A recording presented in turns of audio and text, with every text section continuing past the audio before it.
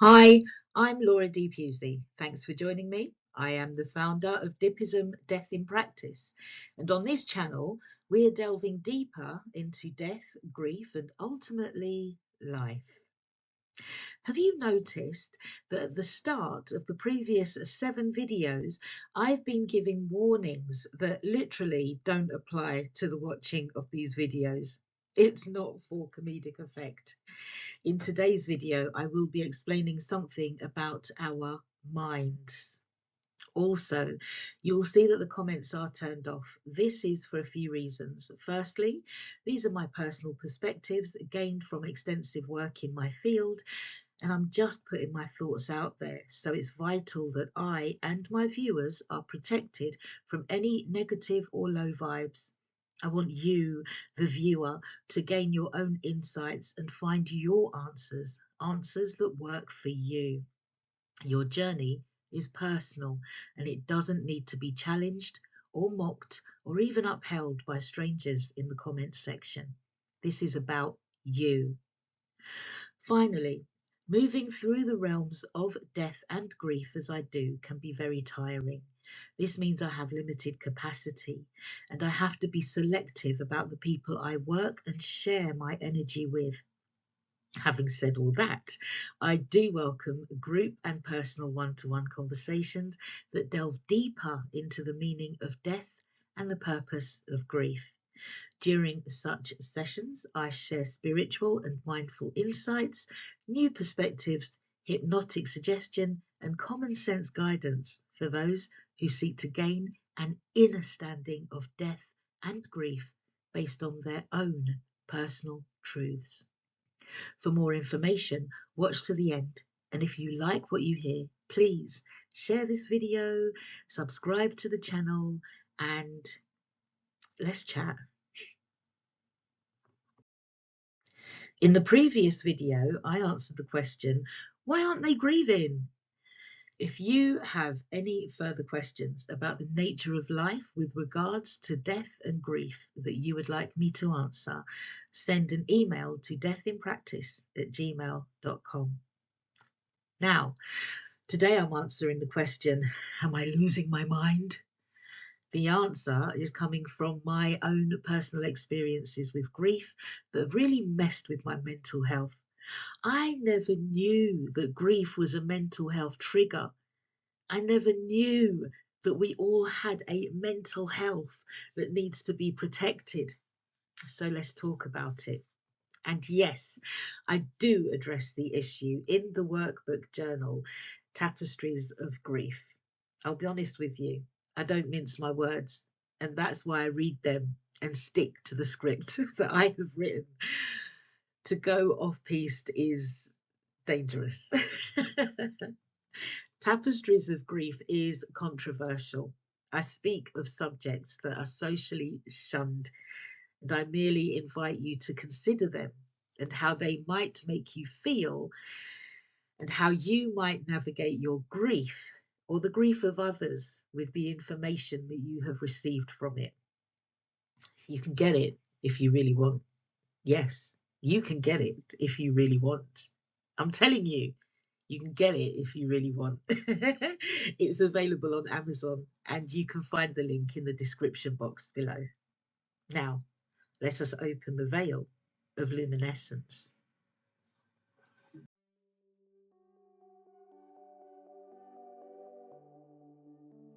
With the intention of infinite truths, by the pulse of sacred light, I call forth the veil of luminescence. I anchor this veil in sovereign light to transmute and contain all energetic imprints, attachments, and residues across all realms.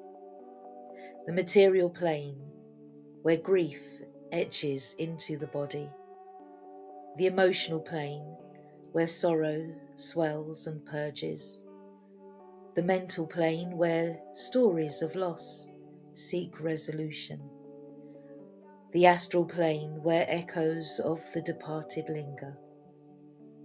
The interdimensional corridors, where ancestral and cosmic threads intertwine, the parallel universes where grief and grace mirror each other.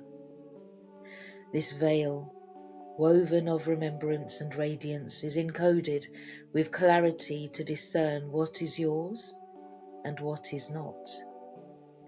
Containment to protect your field, compassion to honour the sacred work of grief, transmutation to alchemize pain into wisdom. Let this veil shimmer between worlds, holding space for the divinity of each soul, the teachings where presence dissolves suffering, the soul's awakening where death births depth, the healing where grief becomes grace.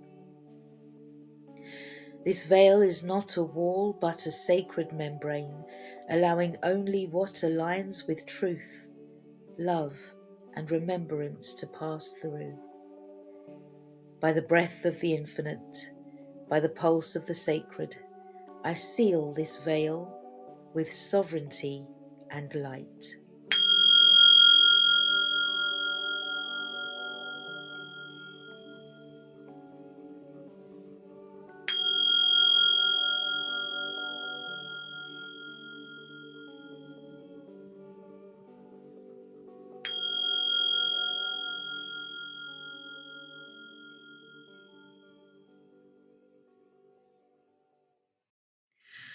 Are you losing your mind? Well, it feels like it sometimes, innit? Like you are losing your god-damned mind. And sometimes it's like no one else can see, understand, or feel where you are coming from. It can be so isolating. And if you are the only person who has experienced this loss, then it's unlikely that the support is going to be there for you automatically, because we don't talk about death and we don't talk about grief, and no one knows how to handle real emotions anymore. There's this idea that has become prevalent in recent years that if you have an upset, you need to talk to a professional. So many people think that they are not qualified to handle the emotions of others, and they don't want to make the situation worse, so they shy away from you. They may even cross the road to avoid you. But let's discuss this phenomena called grief, what it can look like, and what it might actually be doing to your mind, because we don't question it. In fact, there's a lot of things that we just don't question. Just keep calm and carry on. Grief messes with your mind on many levels, crossing your social, personal, emotional, spiritual, and psychological foundations. Grief messes with your identity and can really F up your sense of self, your confidence, and your idea of personal safety. When you lose someone you really cared about, loved, and needed, it feels like the rug has been ripped away from beneath you. And now you have to rebuild your mind.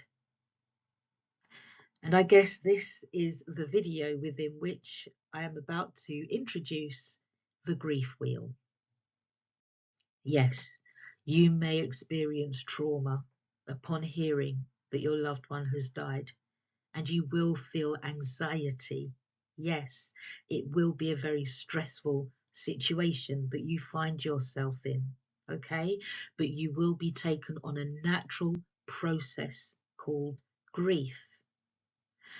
Depending on who the person is to you, you will experience your own grief in an individual way, even if you are among a collective of people all grieving the same death. You alone are at the center of your grief. As your body, heart, and mind take you through this grief experience, you still have to handle life. Very few of us have the privilege of grieving without having to worry about the bills, the kids, work, our own health, education, finances, and life. We may now have a bag of worries about our overall survival and that of those who remain, perhaps now, solely under our care. When we consider grief with professionals, the secondary losses or gains and considerations may be lost due to the focus being solely on the person who has died. But they've died, and you still have bills to pay. Death doesn't discriminate. It doesn't care what you've got going on. It's going to swoop in and do its thing. That's death. Maybe, like me, when my dad died, you are on maternity leave because you have a newborn and young ones to shepherd through this experience that is completely new to you. It could happen in the midst of wedding plans, the sickness of yourself or another person, during exams or time-critical matters like buying a new house, or maybe you're about to go on the holiday of a lifetime.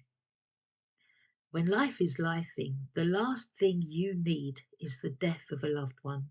And boom, that's exactly when it's going to happen. And that's life. And your mind is completely blown. Grief can bring the strongest person to their knees. And often we are told that we have to be strong. But you don't. You don't have to be strong.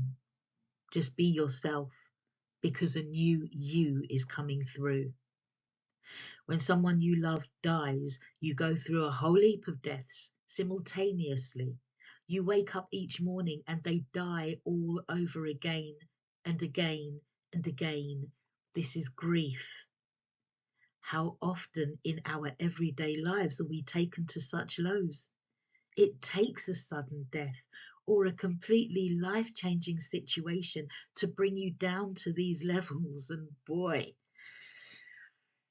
it's like the deeper you go into it, the fresher you are once you reach a state of inner standing. Just as your loved one is on the other side of something, you are on the other side once you overstand your grief and the gifts that it brings. Oh yeah, you're not going to be taken so down to these deepest, darkest depths without being offered something. The problem is that we aren't taught how to climb back up after someone we love dies. This is why I have taught my band of grief practitioners how to help someone back up on their feet following the loss of a loved one. Grief is a mental health thing. And when I heard that the first time, I recoiled. Mental health? How? As I said earlier, I didn't think I had a mental health. In truth, I didn't know what mental health was. I just had images of people climbing up the walls of Springfield whilst pumped with full of mind-altering drugs. Of course, in those days, I didn't know about the struggle to get out of bed, eat, wash, sleep, and think straight until my dad died. Sure, people I've loved had died before him, but him, that man.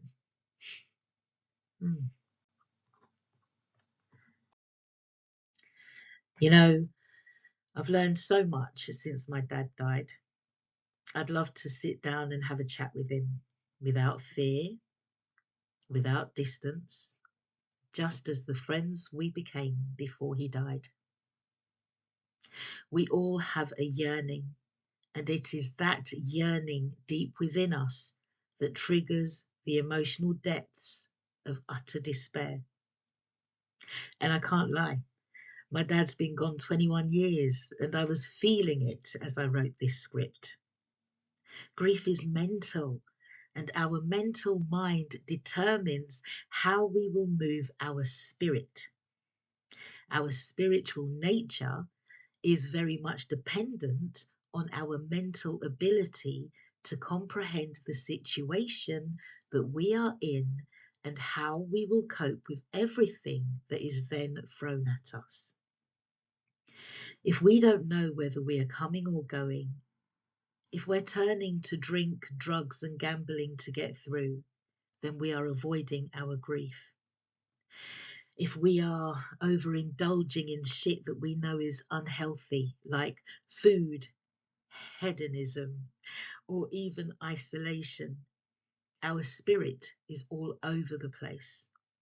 We are suppressing our true nature and avoiding the opportunity to grow through this excruciating pain so that we can truly live. Once we have an inner standing of our grief, our spirit will settle and we will elevate in heart, body, and soul. Whilst we understand our grief, that is to stand under the authority of another, following the socially defined notions of what grief is and how we should respond to it in accord with the narrative of this Western world, we will remain stuck in our unresolved grief. Now, I am what is commonly described as a black woman throughout the earth. I'm probably called all sorts of other names behind my back, but this is my generic identification. I am not in any kind of way Asian, so I can't speak of the nuances that Asian people may experience during grief in the UK, although there are probably a great many similarities. After all, grief is universal. It's how we react to it that differs from person to person. The traditionally British way is to display courage, fortitude, and emotional restraint, especially in tough times, rather than showing distress. That is at the core of British values. Keep calm and carry on. It's about enduring hardship stoically. That is British culture. And so many people from other backgrounds are harbouring suppressed grief for whatever reasons. And that British culture is now becoming more and more outdated because it is not and has never been mentally feasible. The Black British Caribbean way is interesting. Remember, we've crossed the continent. We've dwelled in capture lands that we call home, and we've been raised within and stand under the British gaze. Our grief is very much altered from our original state. We have absolutely no idea what our original state actually is. We carry the grief of our ancestors in our marrow. So our grief can be volatile and it can be loud. Knowing that we are under constant scrutiny is also a mind screw because we don't like shame. We never want to end up on the front page of the Daily Mail as yet another example of how barbaric we are as a people. We know that the actions of a few can be perceived as a collective behaviour. It doesn't matter whether it's true or not. That's the way it is. Remember at the beginning of this video, I highlighted the fact that I've been starting my lectures with a warning. We are surrounded by rules and warnings because we have given our power away. We follow them without determining where they are coming from and who they really benefit. We live in webs of unseen rules that cast us into fearful energies that masquerade under titles like decency, diplomacy, and etiquette. Every country has its own program that rules through fear, and we have ours, be they social, cultural, religious, political, or environmental in nature, they serve as frameworks that guide group identity. They determine how we perceive our emotions, our grief, and our happiness. We decide whether we are all right by measuring ourselves against others and how they navigate the same fearful programs that we exist in. This is madness. Now, if you've heard me on the radio, you'll know that my overarching message is that you are perfect. You came to Earth to live you.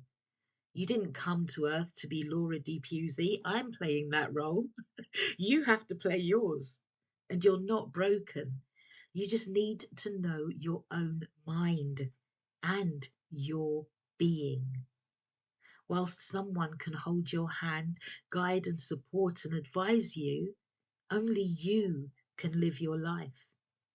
You are not going mad if you decide to own your grief, take authority over it, and allow yourself, your spirit, to be guided by your mind. That is overstanding. It is time to let go of the social programs that are controlling your vision and your idea of who you are.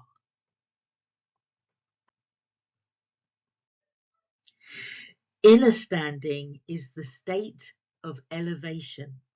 If you want to get to that point or even beyond, you can book a session with me or one of my grief practitioners through www.dippism.com.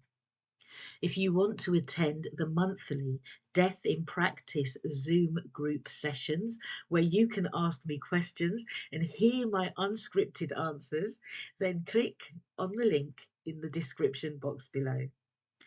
If you want to purchase a copy of the reference workbook Tapestries of Grief or My Life's Tapestry, which is the journal that helps you to prepare for the end of life, they are available on Amazon. I will be announcing details about the book club coming soon for those of you who have purchased copies of Tapestries of Grief. And if your spirit has been moved to let me know the effect that this video has had on you, you can email me at deathinpractice@gmail.com. One love.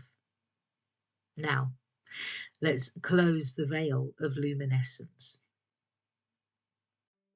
By the breath of the infinite, by the pulse of the sacred, I honour the veil of luminescence now fulfilled. This veil, once summoned to transmute and contain, has held the field with clarity, compassion, and sovereign light. As the teachings settle and the soul integrates, I call forth the sacred closure of this veil across all realms. On the mental plane, let the body rest in renewal. On the emotional plane, let sorrow soften into spaciousness. On the mental plane, let stories find stillness. On the astral plane, let echoes return to source. Through interdimensional corridors, let threads untangle. Across spheres and planetary systems, allow contracts to be honoured and released. Let all residues now return to their rightful place, dissolved, dispersed, or transmuted by sovereign light. Let the veil fold inward, encoded with discernment to preserve what is true, containment to seal what is sacred, compassion to cradle what remains tender, and wisdom to carry forth what has been alchemized. This veil is reabsorbed into the soul's archive, a luminous record of presence, grief, and transformation. By the breath of the infinite, By the pulse of the sacred, I seal this veil with sovereignty and light.